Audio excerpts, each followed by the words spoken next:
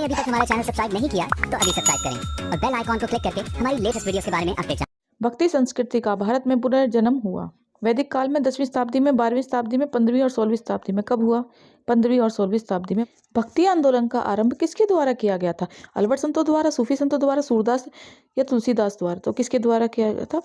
अलवर संतों द्वारा। आ से मैच कर लोगे। आ से आंदोलन, आ से आरंभ और आ से अलवर संतों के द्वारा। शंकराचार्य का जन्म कहाँ हुआ था? कलादी केरल, सूरत गुजरात में, औरंगाबाद महाराष्ट्र, एरन मध्य प्रदेश। तो कहाँ हुआ था?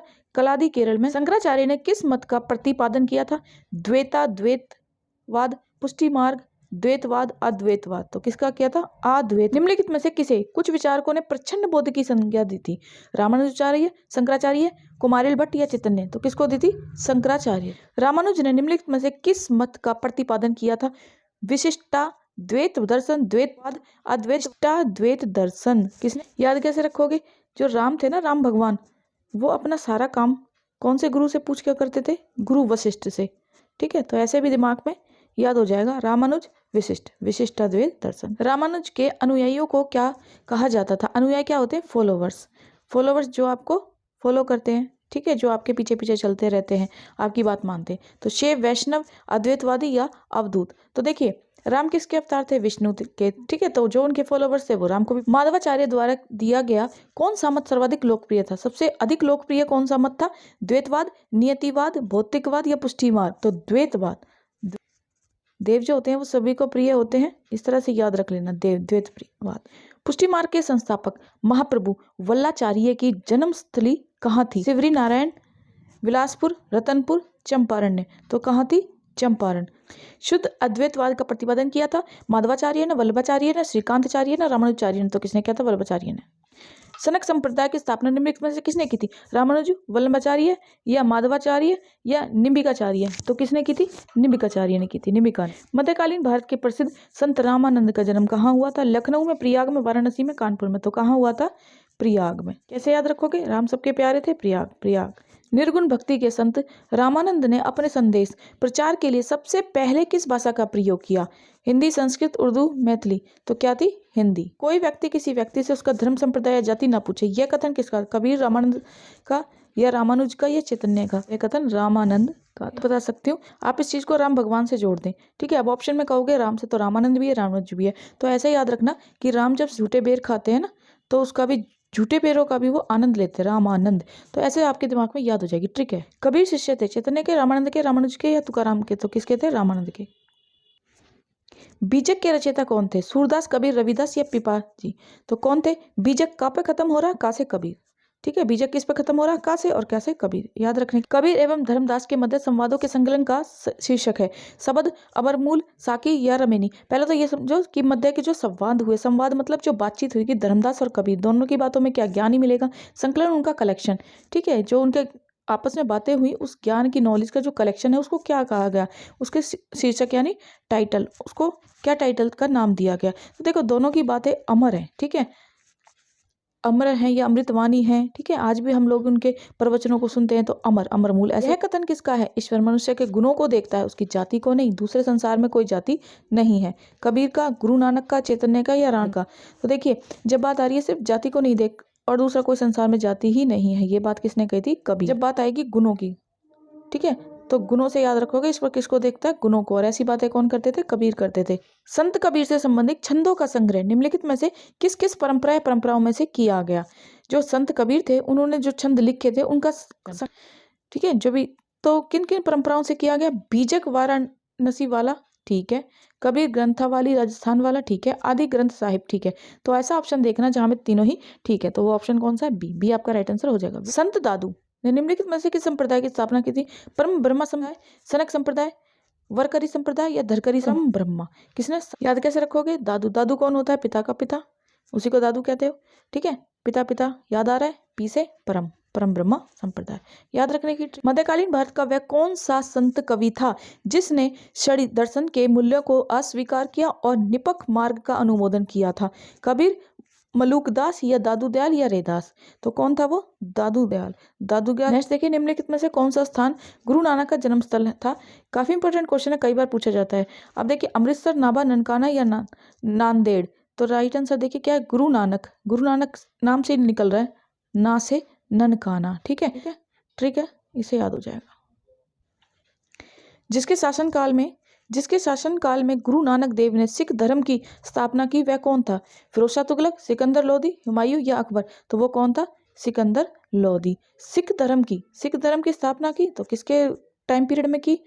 ठीक है, किसके शासन में? तो सा से सिख धर्म, से सिकंदर लोदी के शासनकाल में। निम्नलिखित में से किसने अपने उपदेशों में समाज एवं परिवार के लिए महिलाओं के महत्व को पहचाना कि जो समाज है उसके लिए और परिवार के लिए महिला बहुत जरूरी है? ये किसने पहचाना? गुरु नानक ने, संत रविदास ने, या संत ज्ञानेश्वर ने, या संत तुकाराम ने? तो ये बात किसने पहचानी थी?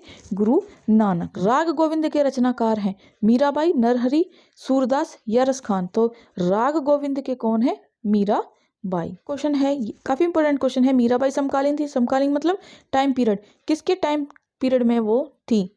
किसका समय चल रहा था जब मीराबाई भी थी? तुलसीदास का, चैतन्य महाप्रभु का, गुरु नानक या रामदास परमहंस का? तो तुलसीदास थे जब मीराबाई भी थी। तुलसीदास किसके समकालीन थे? अकबर और जहांगीर, शाहजहां, औरंगजेब, बाबर और हुमायूं? तो अकबर और उसका बेटा ये जहांगीर। ठीक है, इसको सलीम भी कहता था अकबर, सलीम चिश्ती के नाम पे इसका नाम रखा था। तो अकबर का बेटा था ये जहांगीर, इसको ये उपाधि दी थी। तो तुलसीदास के ही समकालीन थे। समकालीन मतलब सेम टाइम पीरियड में थे। उसी समय पर तुलसीदास भी थे जो रामायण के रचयिता हैं, रामायण लिख रहे थे, और उसी टाइम पे अकबर। रामचरित ग्रंथ अवधी भाषा में डैश के रचयिता? तुलसीदास, वाल्मीकि, वेदव्यास या वेदव्यास? तो कौन थे? तुलसीदास। रामचरितमानस के कौन थे जिन्होंने अवधी भाषा में लिखी थी? वो तुलसीदास। निम्नलिखित में से कौन सी रचना संत तुलसीदास की नहीं है? नहीं पूछी है। गीतावली, कवितावली, विनय पत्रिका या साहित्य रतन? तो देखिए कौन सी नहीं है? साहित्य रतन तुलसीदास की नहीं है। बाकी कवितावली, गीतावली और विनय पत्रिका। विनय पत्रिका के रचयिता कौन है? अभी तो बताया, विनय पत्रिका किसने लिखी? तुलसीदास ने। तो यहाँ भी तुलसीदास है। तो विनय पत्रिका किसने लिखी? विनय पत्रिका तुलसीदास, सूरदास, कबीर, केशवदास? तो कौन है? तुलसीदास। निम्नलिखित में से कौन बरकरी संप्रदाय का संत था? काफी इंपॉर्टेंट क्वेश्चन है। निम्बार्क, चक्रधर, नामदेव या नामदेव? महाराष्ट्र के प्रमुख संत नामदेव किस धर्म से प्रभावित थे? इस्लाम, हिंदू, पारसी, ईसाई? तो किस धर्म से? इस्लाम से। भक्त तुकाराम, काफी इंपॉर्टेंट क्वेश्चन है, कौन से मुगल सम्राट के समकालीन थे? समकालीन मतलब किस मुगल सम्राट के टाइम पीरियड में थे? कौन सा मुगल सम्राट राज कर रहा था जब ये तुकाराम भी थे? बाबर, अकबर, शिवाजी, औरंगजेब? तो कौन थे? औरंगजेब। औरंगजेब कौन था? मुगल सम्राट, और उसी के टाइम पे भक्त तुकाराम भी थे। संत रामदास ने किस ग्रंथ की रचना की? दासबोध, बीजक, विनय पत्रिका, साहित्य लहरी? तो देखिए संत रामदास, दास है ना, दास पे खत्म हो रहा, तो दासबोध। कितना आसान है याद। मलूक दास एक संत कवि थे। काफी इंपॉर्टेंट क्वेश्चन है। आगरा के, अयोध्या के, काशी के या कड़ा के? तो मलूक दास कहाँ के थे? एक संत कवि कड़ा के। असम एवं कूच बिहार में वैष्णव धर्म का प्रवर्तन किसने किया? चैतन्य, माधव, शंकरदेव या वल्लभाचार्य? तो शंकरदेव ने किया था वैष्णव धर्म का। वह कौन से कवि और संत हैं जिन्होंने रामायण का एक दूसरा संस्करण रामचरितमानस लिखा था? तो रविदास, सूरदास, कालिदास, तुलसीदास? तो जब भी रामचरितमानस की बात आएगी तो वो कौन थे? तुलसीदास। अलवार कौन थे?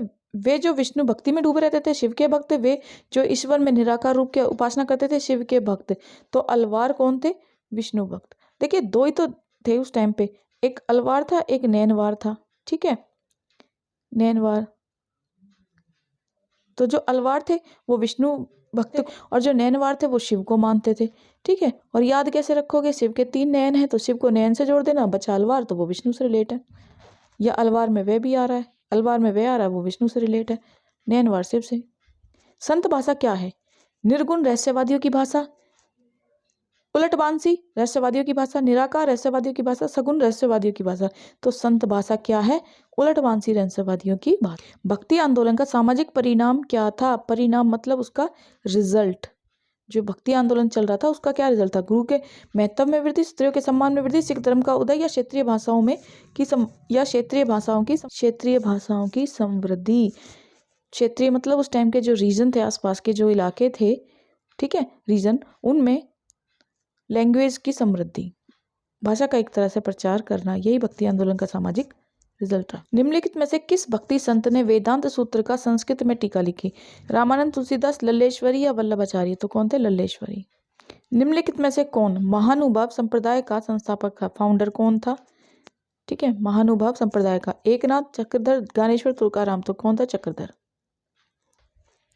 निम्नलिखित में से कौन सुमेलित है? मैच मिलाना है। अद्वैत, रामानुज, रामानुजम, विशिष्टाद्वैत, शंकराचार्य, द्वैतवाद, वल्लभाचार्य, द्वैतवाद, माधवाचार्य करेक्ट आंसर है। यही आपसे पूछा गया है, तो सी आपका राइट आंसर हो जाएगा। सुमेलित कीजिए। भक्ति संत दिए हैं और उसके व्यवसाय दिए हैं। नामदेव, नामदेव किससे था? दर्जी। ठीक है। कबीर, कबीर रिलेट था जुलाहा। और रविदास, रविदास के बिजनेस क्या था पहले जो वो काम करते थे? मोची थे। ठीक है। और सेना, सेना क्या था? नाई। तो देखिए आपका बी राइट आंसर हो जाएगा। बी के अनुसार आप चले। ए में 3 नामदेव दर्जी, बी में ये 2 में। ठीक है, कबीर जुलाहा। फिर देखिए सी में 4 है यहाँ पे, तो सी में 4 रविदास मोची, और डी में 1 है सेना का नाई। सूची 1 को सूची 2 के साथ सुमेलित कीजिए और सूचियों के नाम दिए गए कूट से सही मैच कीजिए। वल्लभाचार्य, वल्लभाचार्य क्या है? पुष्टि मार्ग। रामानुज, रामानुज क्या है? विशिष्टाद्वैत। और माधवाचार्य द्वैतवाद, और शंकर अद्वैत। आंसर सी है आपका। वीडियो को पॉज करके भी आप मैच कर सकते हो।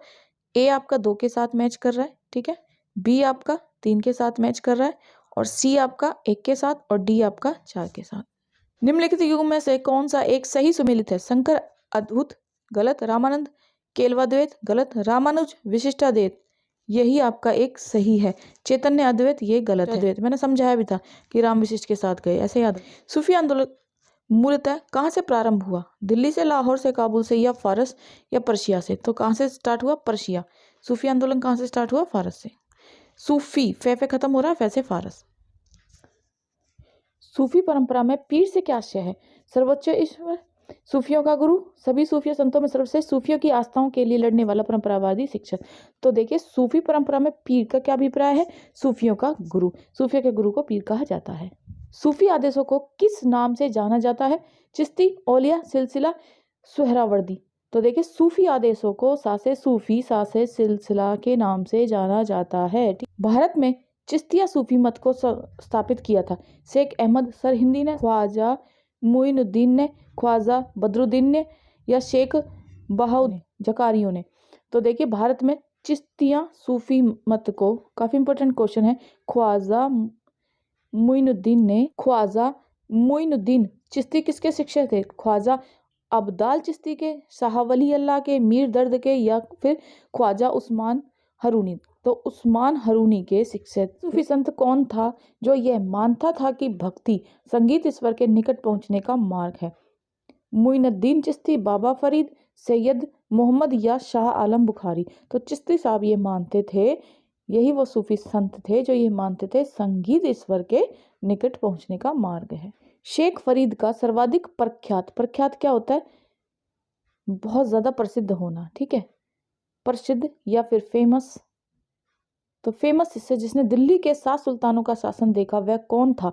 निजामुद्दीन औलिया, शेख नजरुद्दीन चिराग, शेख सलीम चिश्ती। उपरोक्त में से कोई नहीं, तो वो निजामुद्दीन। निम्नलिखित में से किस सुल्तान से निजामुद्दीन औलिया ने भेंट करने से इनकार कर दिया? जलालुद्दीन खिलजी, अलाउद्दीन खिलजी, गयासुद्दीन तुगलक, या बख्तियार काकी। तो गयासुद्दीन तुगलक।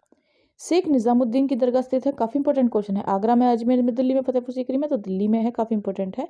प्रसिद्ध संत सलीम चिश्ती रहते थे दिल्ली में, अजमेर में, फतेहपुर सीकरी में, लाहौर में। तो कहाँ रहते थे? फतेहपुर सीकरी में। काफी इंपॉर्टेंट क्वेश्चन है। सलीम चिश्ती फतेहपुर सीकरी में रहते थे और अकबर इनको बहुत मानते थे। ठीक है, इन्हीं के नाम पे अकबर ने अपने बेटे सलीम का नाम रखा था, जो बाद में जहांगीर नाम से प्रसिद्ध। किस सूफी संप्रदाय ने योग क्रिया को अपनाया था? कादरी, सतारी, चिश्तिया, या उपरोक्त में से कोई नहीं। तो किसने अपनाया था? यह अपनाया था चिश्तिया ने। तो योग क्रिया की बात आएगी तो कौन सा था? निम्नलिखित में से किस चिश्ती संत को चिरागे दिल्ली कहा जाता है? काफी इंपॉर्टेंट क्वेश्चन है। मुइनुद्दीन, फरीदुद्दीन, निजामुद्दीन, या नासरुद्दीन। तो कौन है वो? वो है नासरुद्दीन। निम्नलिखित में से कौन चिश्ती सूफी संत नहीं था? नहीं पूछा है। ख्वाजा मुइनुद्दीन, बाबा फरीदुद्दीन, निजामुद्दीन, या शेख बहाउद्दीन जकारिया। तो राइट आंसर शेख बहाउद्दीन जकारिया की संप्रदाय के थे। सुहरावर्दी संप्रदाय, ऋषि संप्रदाय, चिश्ती संप्रदाय, फिरदौसी संप्रदाय। तो सुहरावर्दी संप्रदाय। कौन भारतीय संत मुजाहिद अल्फसानी कहलाते थे? काफी इंपॉर्टेंट क्वेश्चन। मुइनुद्दीन चिश्ती, बहाउद्दीन जकारिया, शाह वली उल्लाह, या शेख अहमद सिरहिंदी। तो कौन कहलाते थे? शेख अहमद सिरहिंदी। निम्नलिखित युग में से कौन सुमेलित नहीं है? जो मैच नहीं कर रहा वो पूछा है। ध्रुवदास भगत नाभाली नहीं, नाबादास भक्तपाल नहीं, उस्मान चित्रावली से रिलेट नहीं, तो रसा खान रसिक प्रिया। ये राइट मैच नहीं है और नहीं ही पूछा है, बाकी सब ठीक है। निम्नलिखित में से कौन सा मुगल बादशाह नवशबंदिया नेता ख्वाजा उबैदुल्ला अरहार का अनुयायी था? बाबर, हुमायूं, अकबर, जहांगीर। तो बाबर था। किस सूफी सिलसिले की गतिविधियों का प्रमुख केंद्र बिहार था? कादेरी, नक्शबंदी, फिरदौसी या सुहरावर्दी। तो फिरदौसी। कलंदरिया सिलसिला के संस्थापक यानी फाउंडर कौन थे? फाउंडर आपसे पूछा है। फाउंडर तो आपको हमेशा याद रखने, शेख अब्दुल कादिर, सिहाबुद्दीन, नजमुद्दीन गासुदार, बदरुद्दीन। तो आंसर है आपका नजमुद्दीन गासु। सूफी कृति कश्फ उल महजूब का लेखक कौन था? अबुल हसन अल हुजाबिरी, मुइनुद्दीन चिश्ती या शेख निजामुद्दीन औलिया या अमीर खुसरो। तो राइट आंसर क्या है? अबुल हसन अल हुजाबिरी। सूफी संत के मकबरे को जाना जाता है दरगाह खान का, ईदगाह या गुल करोशा। तो दरगाह जाना। बरकरी संप्रदाय की मुख्य पीठ अवस्थित थी? श्रृंगेरी में, पड़ंगपुर में, नदिया में, वाराणसी में। तो पड़नपुर में। निम्नलिखित में से किसका संबंध सूफीवाद से नहीं है? नहीं पूछा है। तो देखिए, उलेमा, खानका, शेख या समा। तो उलेमाओं का नहीं है, बाकी खानका, समा और शेख का होता है।